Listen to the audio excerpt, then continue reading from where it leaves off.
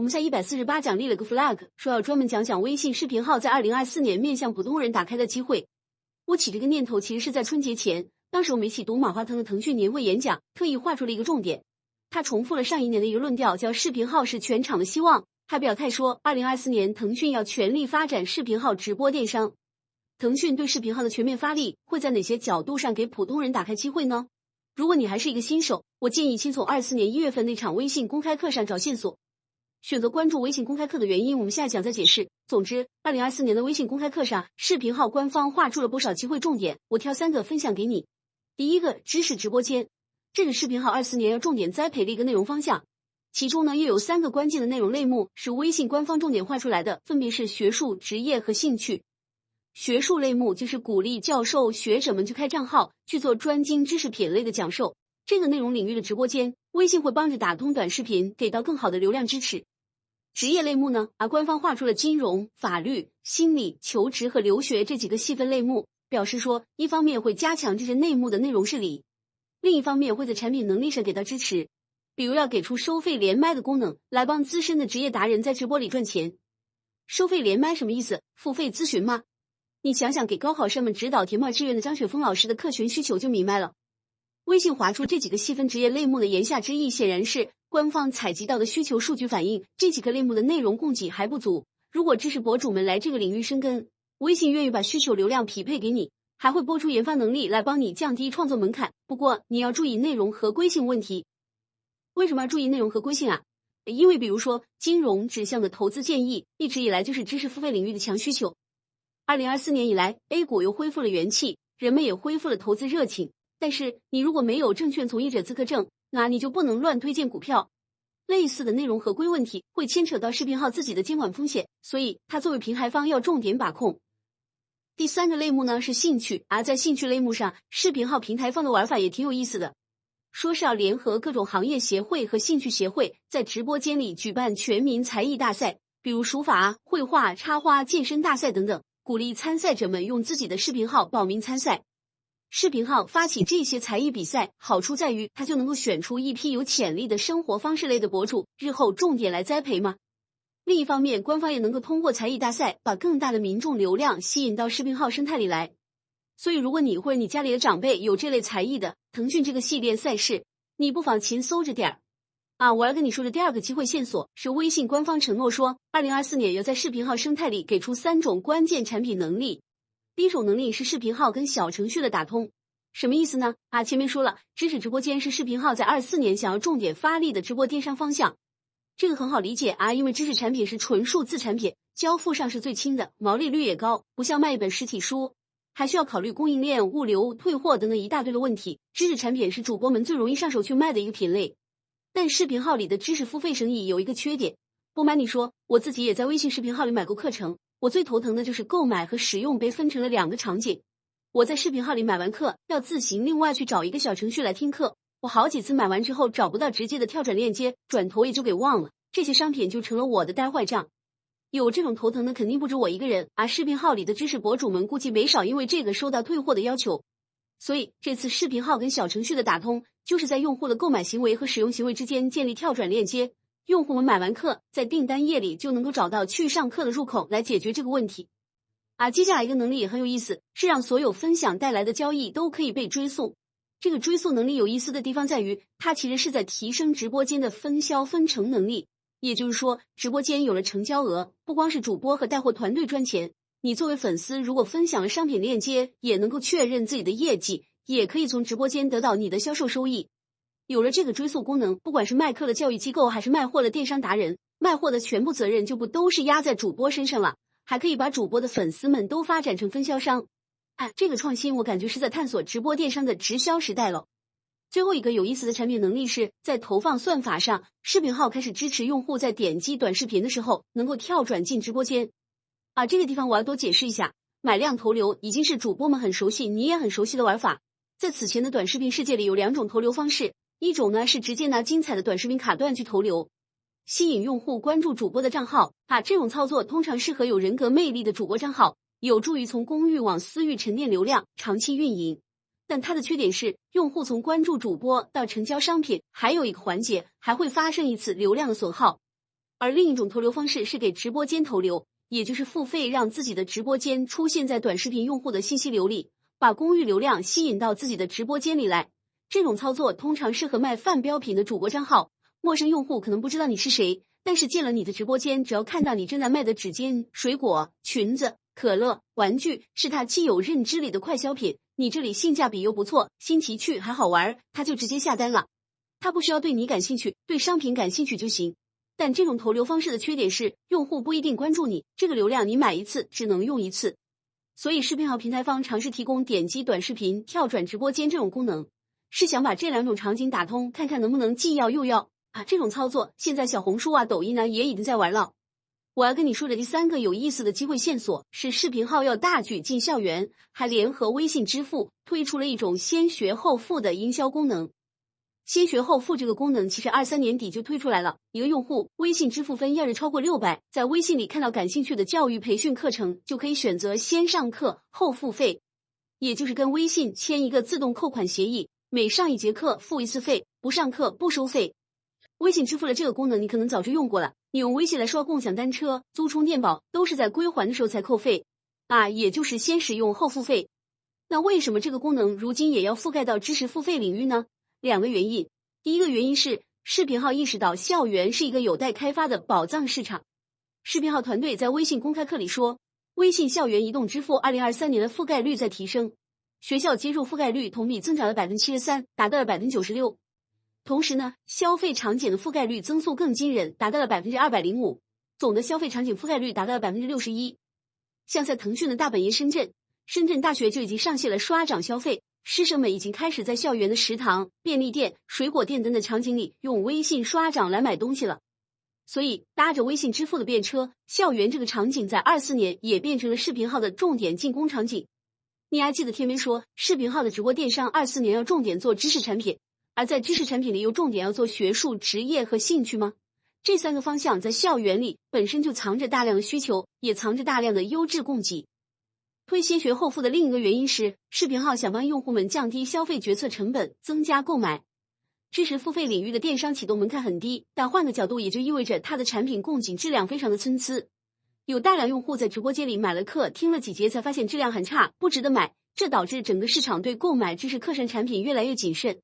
而且前几年的压力环境之下，有不少教培机构不是爆雷了吗？没有完成课程交付就跑路了，害得自己的会员交出去的钱打水漂。这也让直播电商生态里的用户唇亡齿寒。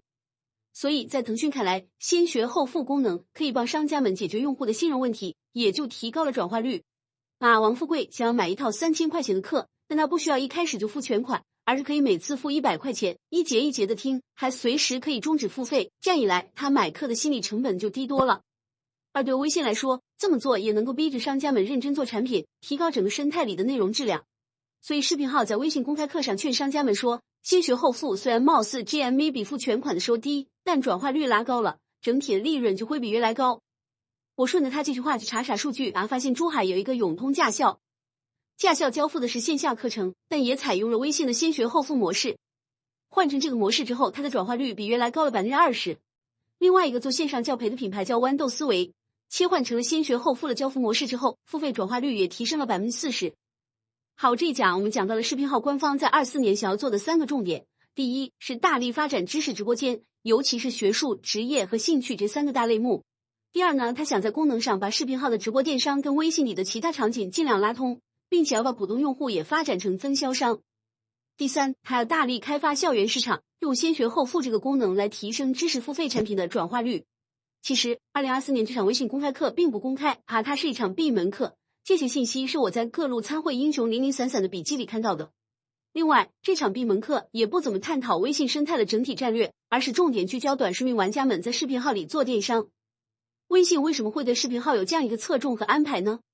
在马化腾表态要全力发展直播电商之前，腾讯对视频号的压注就已经有了各种信号。像2023年12月，腾讯野月高管智慧零售垂直行业生态的总经理何迪就放言说，视频号从现在到24年将是爆发期，视频号会成为微信生态的战略级产品。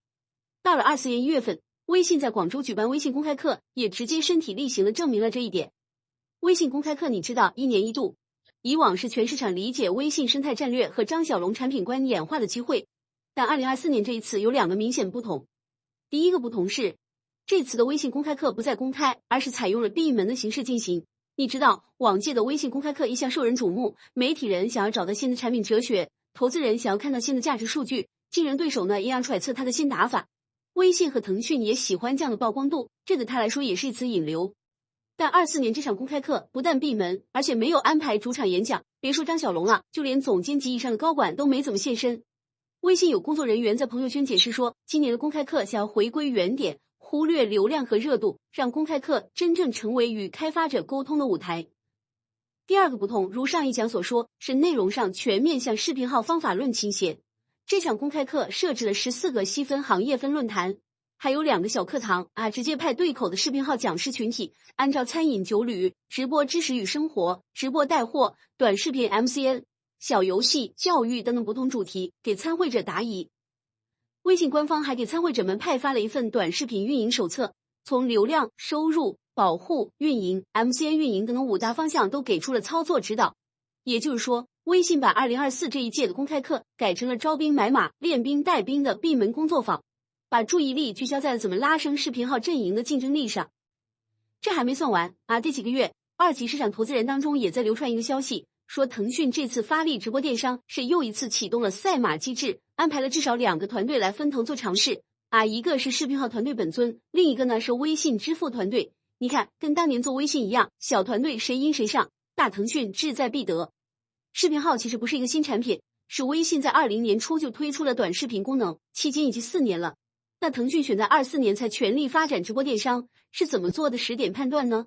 很重要的一个原因是，数据表明视频号在23年出现了爆发的迹象。这个趋势请你注意，上次我们读腾讯23年年报的时候就注意到，视频号总用户时长比上一年实现了翻番。2023年，视频号其实还有一些增长数据也流传到了市场上，比方说23年视频号电商的 GMV 同比实现了3倍增长，订单数增长也超过 244%。行业里有猜测说，2023年视频号电商的 GMV 已经远远突破原来的1000亿元的预期，往3000亿去了。3000亿什么概念呢？我们来参考抖音。抖音在20年正式发布抖音电商这个品牌，当年就实现了5000亿的 GMV，3年后的2022年 GMV 就破了1万亿，再过1年23年又突破了2万亿。这还是在抖音当初日活 5.8 亿的前提下实现的。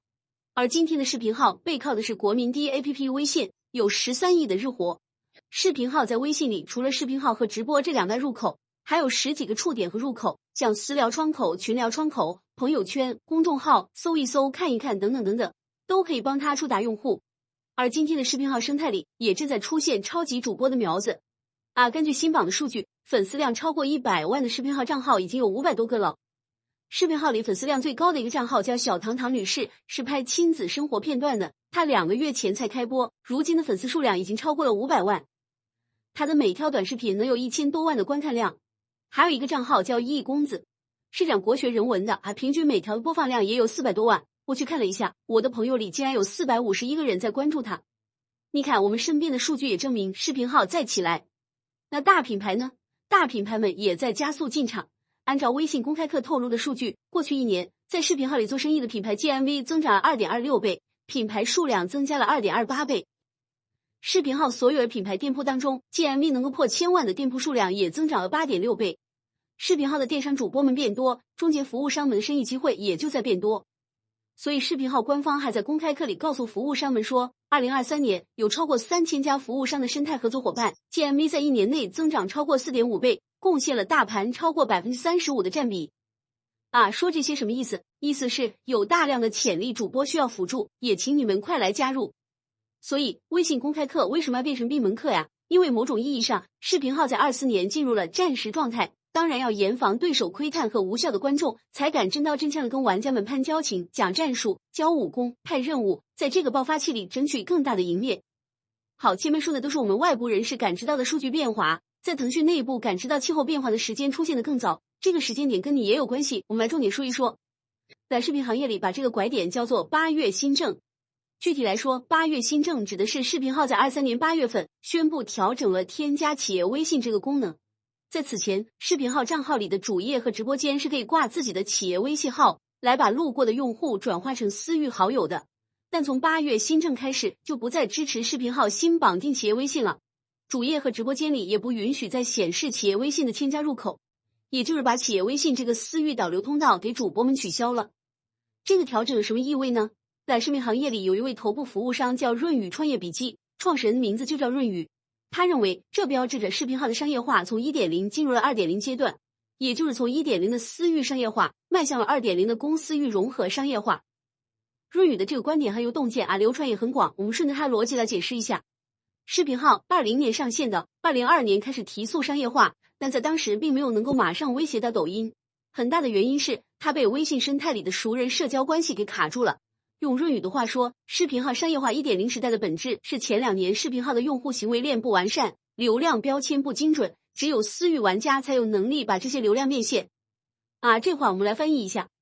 在早期，视频号内容收到的观看和点赞数据背后的行为动机，主要是社交客套和亲友夸夸，并不反映用户们的真正内容偏好。你想你点赞了一个小朋友在国旗下演讲的视频，可能只是因为他的爸爸是你的老板，并不真的反映你的内容偏好。你转了一条烘焙视频到家族群，也可能只是因为创作者是你的女朋友你和你点赞的三姑妈也都不是真的喜欢吃蛋糕。所以在当时，视频号打出来的用户和内容标签就都很不准确。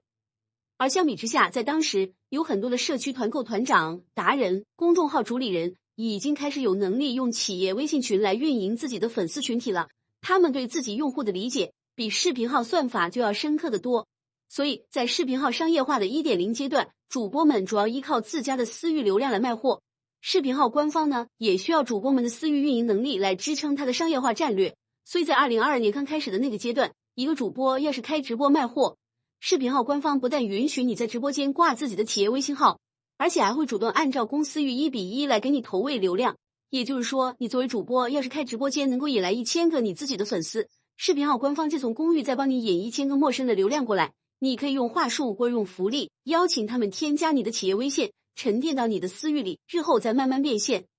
这样一来，如果你成功的把这1000个公域流量都变成了自己的私域新粉丝，那下次你开直播，你可能就能从私域往公域导2000个粉丝了。那么视频号系统又会给你配比2000个新的公域流量，1:1嘛。视频号自己的公域流量哪来的呢？一方面是从主播们的私域里获取的，另一方面呢，他自己也在做大的引流安排。在当时那个阶段，视频号还做了2个动作，你可能今天都还有印象。一个是在22年上半年，他集中搞了一批线上演唱会直播，用西城男孩儿、五月天、周杰伦、崔健、张国荣等等经典 IP， 把大众吸引到了视频号的直播间，让他们有了观看和转发的习惯。另一个动作也是在22年，视频号开始推直播知识专栏，邀请了一批知名的文化人物，比如情感主持人涂磊、作家冯唐、经济学家任泽平等等，来开系列直播，等于让他们来打样，告诉公众号里的自媒体文字创作者们，你们也可以像这样打造个人 IP， 沉淀老粉。从那之后你熟悉的刘润老师、吴晓波老师，还有越来越多的内容创作者也都启动了视频号直播。互联网上有一个铁律，名人在哪里，好内容在哪里，流量就会往哪里去。所以在当时那个阶段，创作者和主播们用自己的内容和运营能力，不断的帮视频号吸引公域流量，优化标签体系和算法。他们自己作为回报，也吃到了视频号的第一波流量红利。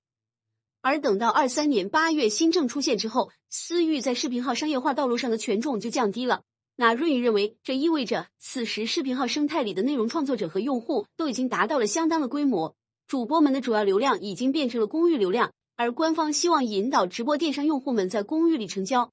不要飞到私域里才能做生意了。那怎么算公域成交呢？还拿我自己举例子，我打开视频号闲逛，作为一个公域流量，我被吸引到了某一个直播间里，看见了主播卖的蓝莓不错，我就直接下单，下完单我就退出了。我对蓝莓的兴趣大于对这个主播的兴趣，我并不想关注他。我跟他之间的蓝莓交易就是在公域完成的。